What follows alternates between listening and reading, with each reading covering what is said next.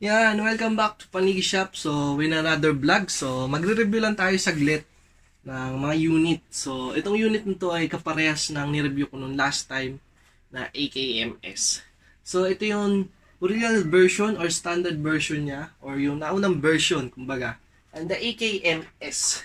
So, as is ulit, so LCT tayo ulit re-review natin. Kung mapapansin nyo lahat ng unit namin na LCT. So, napakaganda kasi ng AK quality ng LCT. So, ayan. So, re-reviewin ko siya ng out of the box to hanggang ngayon kung ano na yung binago namin. Yung mga changes, konti lang naman. So, ayan. So, start tayo sa unit. So, ayan itsura niya. Makikita nyo. Standard siya.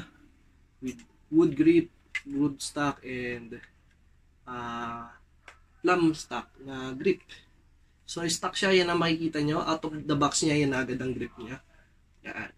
So, ayan, nakasling na din siya. So, itong sling na to ay Taiwan, hindi pala Taiwan, Vietnam. So, Vietnam sling to ng AKM.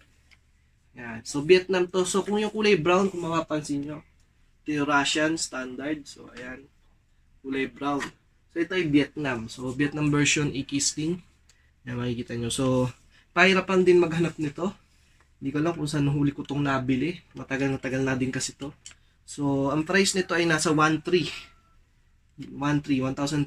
So, hindi ko alam kung may available pa kayo nito. Kung meron kayo nito. Then yung mga authentic AK sling na dating meron. Ngayon kasi bibihira na. So, ayan. Napakaswerte nyo. So, back in the unit tayo. So, ayan ang regular flash hider niya out of the box. Yan ang trademark ng AKM. Yung slash na nakaparang arrow ang dulo niya. Then next, the barrel. So, makikita nyo yung may maliit na gold sa loob. So, bronze yan. Or copper ata ang gawa ng LCT. So, ayan.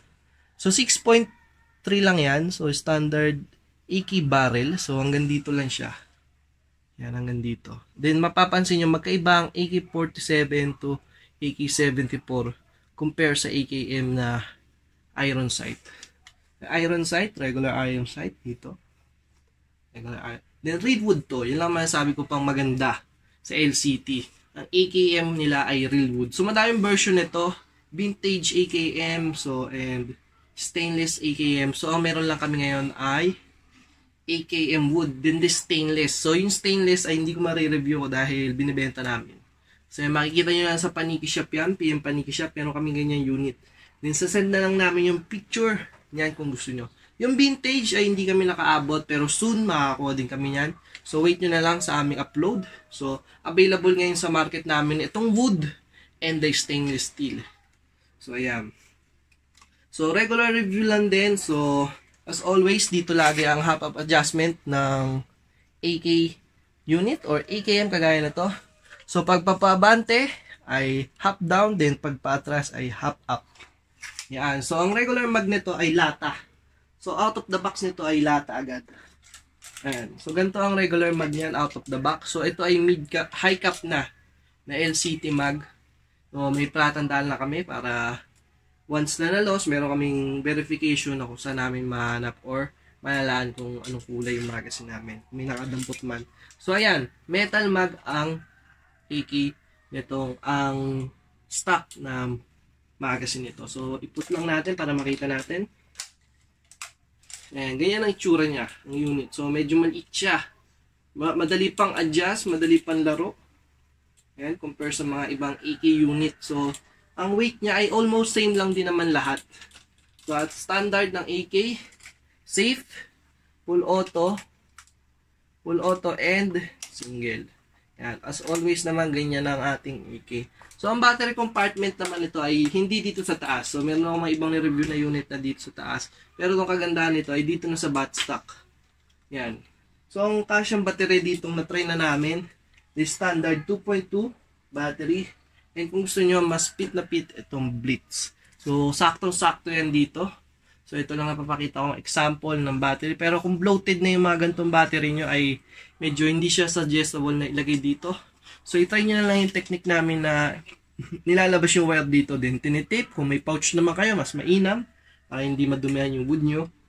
Then, ayan.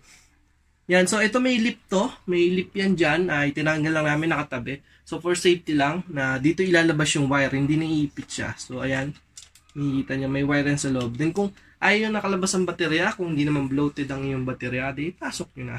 Swak na swak tong 2.2 ng Blitz and other small battery. Pero kung yung mag-4 cell ka ay hindi na compatible sa loob. Ayan. And next naman, so mapapansin nyo wala siyang side mount na kabitang ng rails. So dahil nga itong AKMS ay AKM, so AKM ang ano nito ay pagitan siya ng 47 and 74. So ang generation pa ng body nito ay parang 47 pa, kaya wala pang side mount. Hindi kaya ng mga 74 units, mga AK-74, AK-74N, meron na yung na side mount dito. Mapa wood or tactical. So meron din naman tactical na ganito sa mga new version, new era na gumagawa. So may tactical nito, pero sa LCT ay hindi kami nakakuha. Ang nakakuha lang namin ay itong stainless, tapos yung vintage, wood yung vintage. Iba ang style ng wood nun, mas maitim. So ito ay parang naka-wine. Naka-wine, pero hindi siya wine red eh. May iba pang term dito na mas maganda. Parang orange show. Kung mapapansin nyo based lang sa view hindi siya gaya ng AK-74 na wine red talaga yung kulay niya. So ito ay standard AK lang. So iba pa ang kulay ng AK-47 na grip or yung wood furnish niya, iba pa. So ayan, kung mapapansin nyo wala siyang side mount. So ayan, makikita nyo. Ayan ang itsura niya.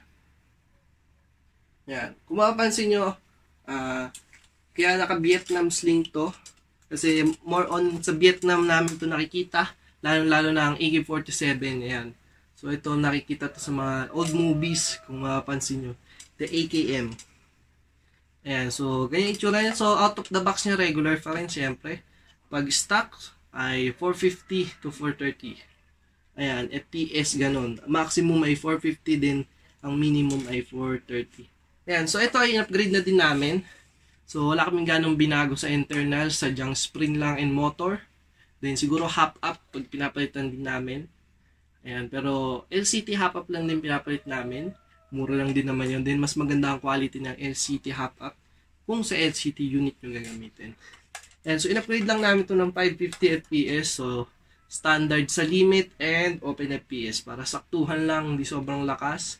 Then yun yung pinakamagandang accuracy based on sa amin sa paggawa namin ng baril.